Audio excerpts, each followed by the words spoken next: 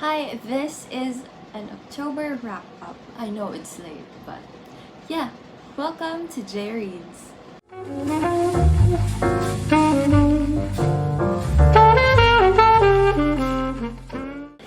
So, right off the bat, my first book was Family Upstairs. So the story started when one of the main characters received a letter or a text message or an email about a house she inherited. And then we'll move on to flashbacks. It has so many flashbacks. It was so confusing at first, but it was fun. If you want something thrilling and suspense, it also has a hint of, no, it's not crime, but mystery. So, you know why I picked it up. But yeah, overall, I think I liked it as an opening for October, the spooky season. I finished it on October 1. The next book that I finished in October was, now this one, I kind of liked it, but I was disappointed, just like the first book. It didn't have character developments, and I'm a sucker for character developments. The ending was so annoying. And I'm talking about The Lying Game. This really started good. Imagine playing a lying game with your friends. That would be so terrifying. I just can't imagine lying every time. I mean, if you are with them, you really have to process things, whether it's the truth or not. It will be tiring. And then, because of that game, the whole school turned against them. And then, they were all kind of successful now. They will get a text message, I need you. All of them will go back to this place. It had the right amount of suspense. As I've said, it didn't have the character development that I wanted. So, I don't know, I might give this away. I don't know. I will update you. So the next book is Killer Deadline. Now I got this as an art, and this was so good. Because first of all, the main character inherited a TV or news station from her father. Her father died. It was a huge mystery in that small town. She came back after a long time because she wanted to know the truth. Oh, I forgot to mention, the main character has a dog.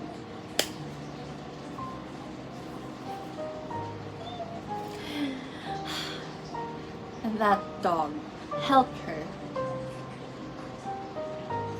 I was about to say the spoiler, but please read it. It was so good. If I'm going to write a mystery book, it won't be too heavy, but then I want it to be something like this. It has a homey and cozy vibe, you know. Because this also focused on the family aspect. It also has a love story, but I didn't focus on that, and I'm glad that the author didn't really focus on that. Everyone was working for the news, and that is something that I could relate with because I also work in the news. And oh, maybe that's why I liked it, because I could relate. I could understand the jargons. So maybe if you're not working in the same field, you might get confused, but still, this book was so fun. And thank you for giving me the art. Okay, sorry, I had to take a break from filming because it was so hectic here. It was so noisy, our dogs kept on barking. Anyway, Home Before Dark. I picked it up because this was hyped all over Instagram. Apparently, the author is kind of famous with this genre. I mean, when you think of spooky, the author's name will come up. So when I started reading it, I was so shocked because it was so similar with Haunting of Hill House, but the Netflix version. I can't talk about the book because I haven't read that, and I won't read that because I'm so scared. If I knew that this was horror, I probably wouldn't read it. But yes, I gave it a try and I finished it in one sitting. It was so exciting. There is a family who stayed in one Victorian house. It's kind of an old house, and that house was kind of creepy. No, it was not even kind of. It was creepy. Yes, it was beautiful but scary. So they stayed there, and then one night they just ran away from it.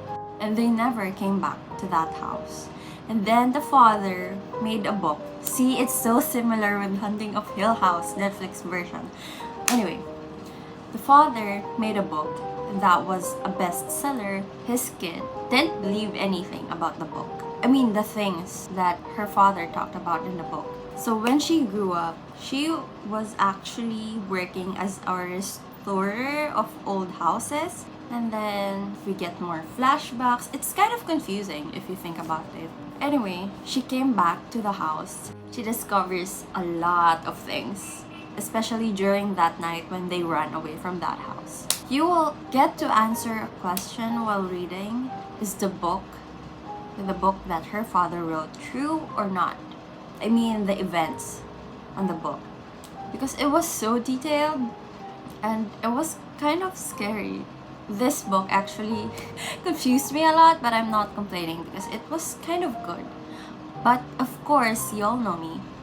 I am a fan of big character developments or even the little character developments, and yeah, that was the part that I was so disappointed with.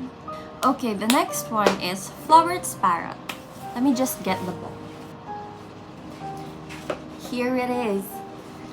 This book is like a novel, but at the same time, it's kind of like an autobiography. I love this because the cover. But yeah, it was a fun book and I really enjoyed it because I love classics. Yeah, I have a lot of favorite quotes from here. Probably insert one here. But yeah, I really enjoyed this book. And it's so pretty. The next one is Snowball's Christmas. This was really interesting. I got this on NetGalley. Thank you for the art. So the story is focused with Lucas. He is a photographer. He goes back to his hometown to his Aunt Tilly. His aunt actually owns an old vintage staycation. No, it's not a staycation. It's like an old hotel. He gets to meet Emily, who's actually working for the Weber house, the vintage hotel. Now, I love this because one, Lucas is a photographer, so I could relate. And two, they are both dealing with family problems, so you'll get to see how they solve that. And third is, they are trying to pursue their dreams, and they are trying to decide if they should do this or just give it up. And fourth is, one of the main characters is a cat. So it was so cute and it was so cozy, as the author explained. And it was a nice holiday book. Well, it's all about Christmas. Yeah, it felt like I was there. I don't know, I just love the idea of owning a small hotel. That's a dream. Overall, I liked it because character development. It's so important to me. Okay, anyway, moving on to... I bought my laptop.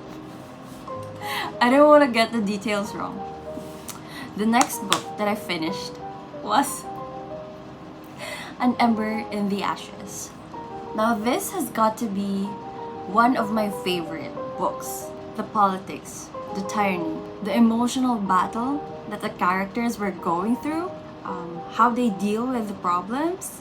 You don't know who you're gonna trust. Let me read a short synopsis. Laia is a slave. Elias or Elias, or Elias, whatever you call it, is a soldier. Neither is free. Under the Martial Empire, defiance is met with death. But when Laia's brother is arrested for treason, she is forced to make a decision. In exchange for help from rebels who promise to rescue her brother, she will risk her life to spy for them from within the Empire's greatest military academy.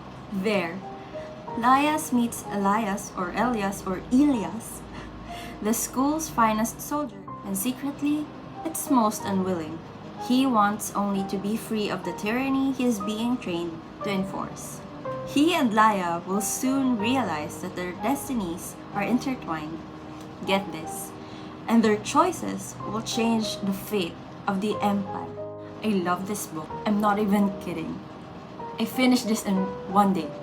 Moving on to the next book, I still believe that this was a fictionalized version of the Manson family.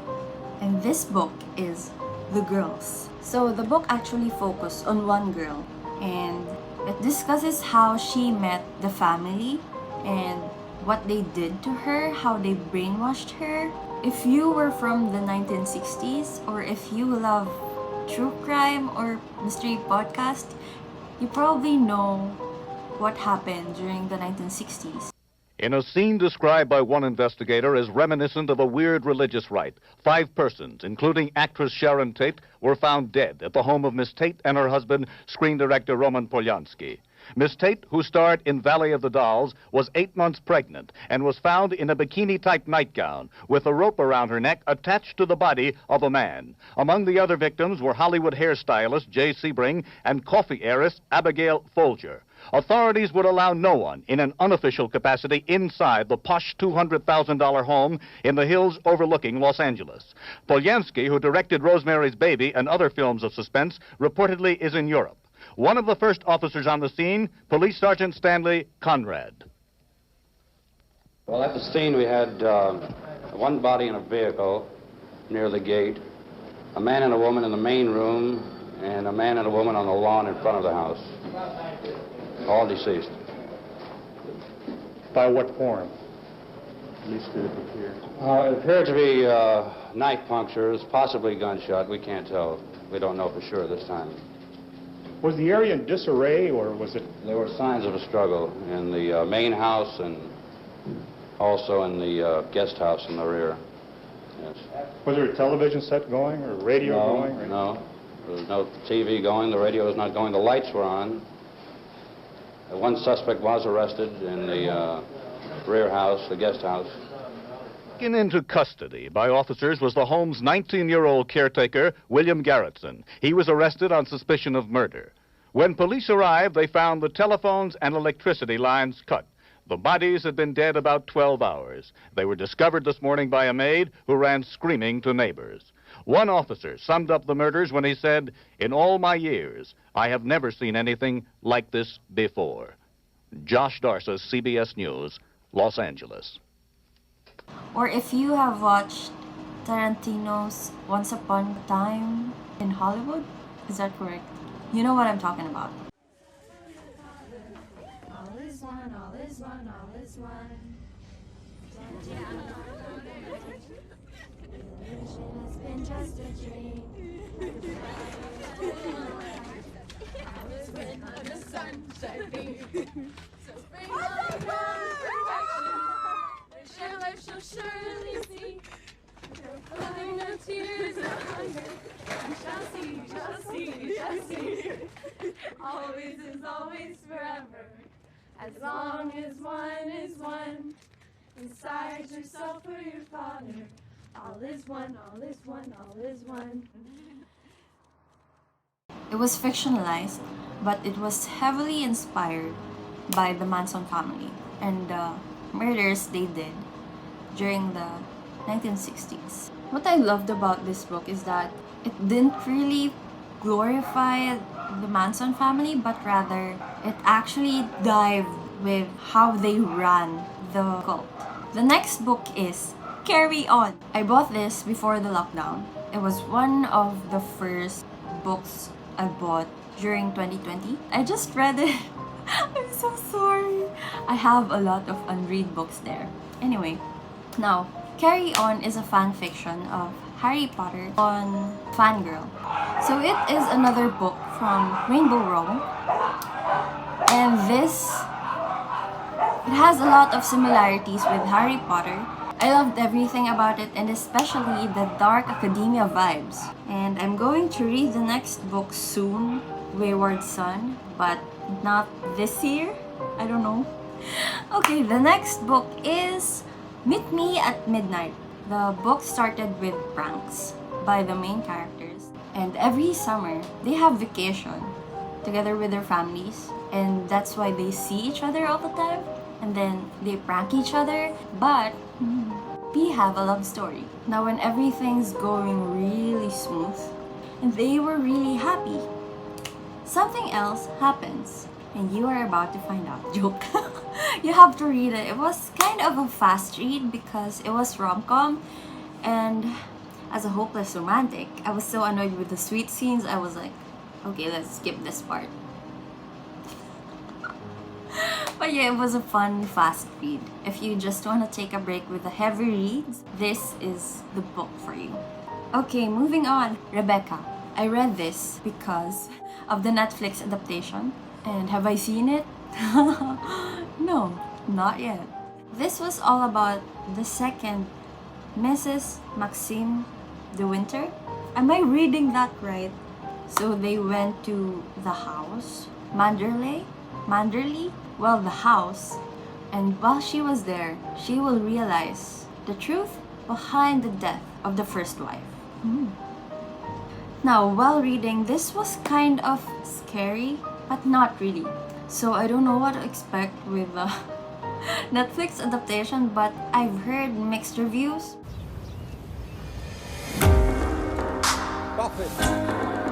The terrace is for guests only. Monsieur, the young lady will be joining me. What did you do? I'm a lady's companion. Maxim de Winter. His wife died last year and is in dire need of company. From Monsieur de Winter. What are you doing? Oh, you'll see. This week. I'd like to never forget it. Come to Manderley. I'm asking you to marry me, you little fool. Mrs. de Winter, may I present Mrs. Danvers? Welcome to Manderley.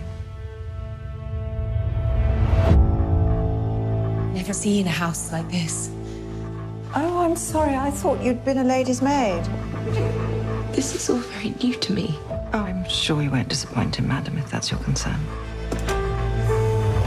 We did a lot of entertaining when the late Mrs. de Winter was alive.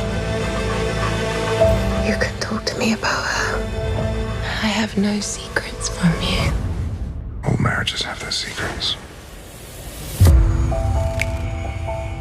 Has Max ever talked to you about the accident? I don't know what you're talking about. How am I supposed to know anything if you don't tell me? She's still here. Can you feel her? You were tossing and turning all night. Rebecca. Bad dream? She was the love of his life. I wonder what she's thinking about you. Taking her husband, using her name.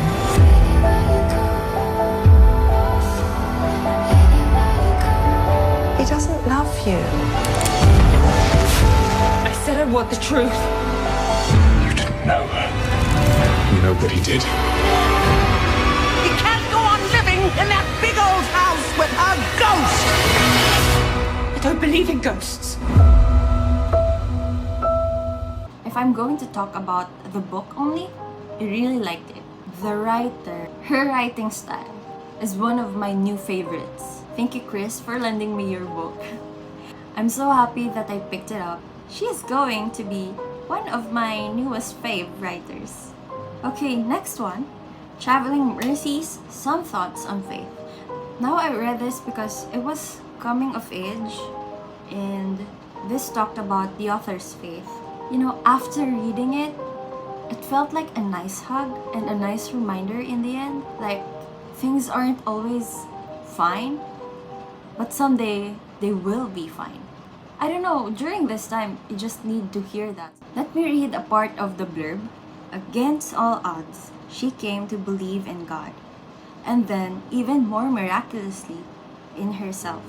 The book, all in all, felt like a friend, and it was just a nice reminder that sometimes even if people reject you when you're sharing the gospel, there will come a point that they will realize it themselves, or they will remember what you said about God. That was a nice encouragement. I don't regret that I bought this book. It was so good. Moving on. The Raven Thief. Now, I got this so long ago, but I didn't want to finish it, so I tried delaying it. And then I just finished it during October. Now, this was all about a powerful main character, and she's a girl. And she was the leader of a pack. And Enya has a reputation for getting things done no matter the cost. Which is exactly why brothers Rowan, Beacon, and Niall hire her to help them retrieve a legendary sword. To Enya, this job means avoiding the noose and giving her crew the lives they deserve. One sword with the power to decide fates. So this also, I love the politics, the adventure, and the struggle that the main character is going through. But I love the aspect that she was fighting for justice. Is she really? Now that is the question. It took me one whole day to finish filming this because it was so noisy and I got occupied with some stuff. Anyway, the next book is The Switch. This actually focused on the family aspect and the individuality of the characters. So we have two major characters, Lena and Aileen, and they actually switch their lives. Aileen is 79 years old. Lena, who is actually tired of life in her 20s. Lena is from the city and Aileen is living in countryside. She has to adjust, and I am talking about Lena. She has to take over some of the responsibilities of her grandma on that town, and it wasn't easy. She has to deal with all kinds of people, and both of them, they had to deal with their own love life. So the book also talked about grief and how they dealt with it as a family, and it's actually kind of sad that they just scratched the surface. You know, I just want them to deal with it. I don't know, how do you deal with grief? But yeah, overall, it was a fast read also. Nothing big happened. I mean, it was like an everyday life. I think this book also reminded the other Lenas out there, and what do I mean by that? Lena is working in an office and she hasn't been taking a rest for a while now, so she actually butchered one meeting or one presentation, so she was forced to have a vacation. Her boss actually called her and told her she needs to take a break, and that's how the switch happened with her grandma. So basically the moral of the story is to take a rest, and at the end of the day, you will still go home wherever your heart is. When Lena's boss actually said take a vacation somewhere, or you know, just relax somewhere, she actually thought of her hometown or her grandma's house. You get what I'm saying? I think I spoiled the plot, but it's for you to find out what happens with the story. It's actually good. And girl power. Okay, moving on to the next book. I'm trying not to spoil some of the big stuff. Shadows Between Us. Now, it took me more than a week because I was so annoyed. In my defense, this book started really great, and that was it. Coming to the middle, nothing big was happening. Let me read you guys the blurb. Alessandra is tired of being overlooked, but she has a plan to gain power. 1. Woo the Shadow King. 2. Marry him.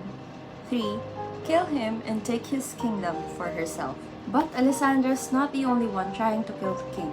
As attempts on his life are made, she finds herself trying to keep him alive long enough for him to make her his queen, all while struggling not to lose her heart. After all, who better for a Shadow King than a cunning, villainous queen? See, it was good. And to be honest, it started fine. But then, towards the end, it just felt rushed and nothing, as I've said, nothing big was really happening. Or I don't know, some people actually liked it. Spoiler. I wanted Alessandra to do what she plans, but yeah, that's all I'm gonna say. So the next book is, of course, by one of my favorite authors of all time, and it's Agatha Christie's Edgware Dies, or it has an alternative title, 13 at Dinner. Now, one thing that I love the most about Agatha Christie's books doesn't have long introductions of the characters, and the action or the mystery or the murder just starts right there and then. Like you're just reading chapter 1, chapter 2, and then boom, it's happening. The mystery is there. It's easy to follow. It isn't boring. It could be simple for some if you're kind of used with the new mystery books at this age, but it always feels like you are part of the investigation process, and that's why I liked it. In conclusion, I am biased, and Agatha Christie is one of my favorite mystery writers, so I just love her writing style and her characters, their humor, and of course how everything unfolds. So moving on, this book is actually We Are Okay. This was our book of the month in our book club. If you want to join for the December read, the links are all down below. Anyway, this is one of my favorite books. One, the title, and it's actually the reason why I picked it up and bought it in full book. When I bought it, I was going through something.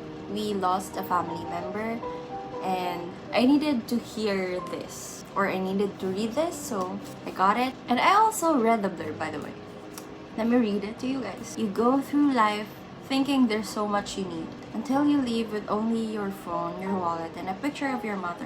Marion hasn't spoken to anyone from her old life since the day she left everything behind. No one knows the truth about those final weeks, not even her best friend, Mabel. But even thousands of miles away from the California coast, at college in New York, Marion still feels the pull of the life and tragedy she's tried to outrun. Now, months later, alone in an empty dorm for winter break, Marion waits. Mabel, her best friend, is coming to visit, and she will be forced to face everything that's been left unsaid and finally confront the loneliness that has made a home in her heart. An intimate whisper that packs an indelible punch. We Are Okay is Nina Lacour at her finest. That's the author's name. This gorgeous, crafted, and achingly honest portrayal of grief will leave you urgent to reach across any distance to reconnect with the people you love. This was actually one of my latest episodes for my podcast. I will link it down below. I talked about it with one of our members, Siege. This book is not just about grief. It's all about confronting your feelings, or that everyone has a different timeline and everyone has their own way of grieving. This is a gem. And yeah, in case you needed to hear it, everything's gonna be fine. We will be okay. We're going to be okay.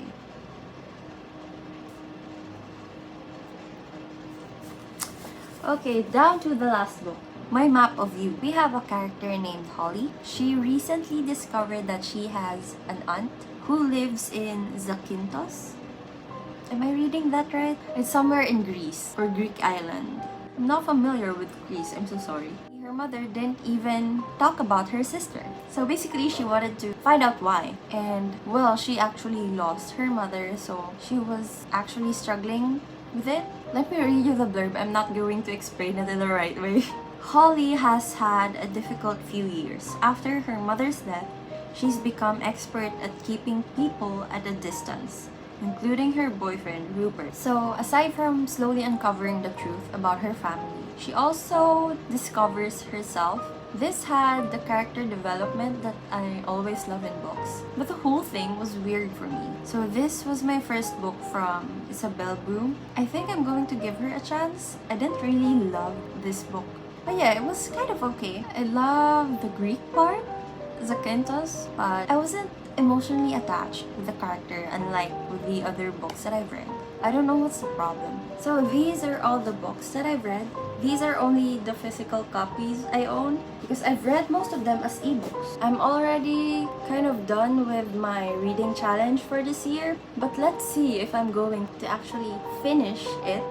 And once again, if you needed to hear it, everything will be okay someday.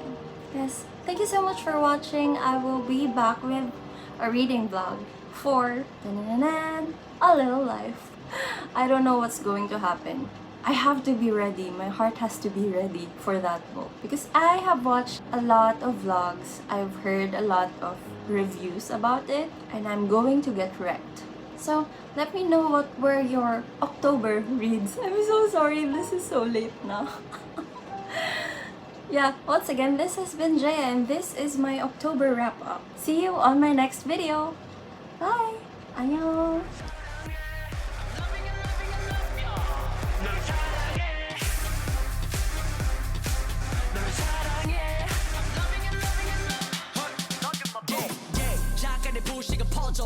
절대로 벗어나지만 내 frame 부피가 커진 내 감정이 100% 너로 차올라 내 품에 come on in come on in 내게로 넌 나만 바라봐 뜨거운 태양처럼 맘대로 내 맘을 뒤집어 넣고 돌아서지만 내 손을 잡아 밖에 못 나가 너 때문에 미쳐 주체 못하는 beast 달빛 아래 내게 노래 불러 들리니 where you at my boy 너 없이 난 아무것도 못해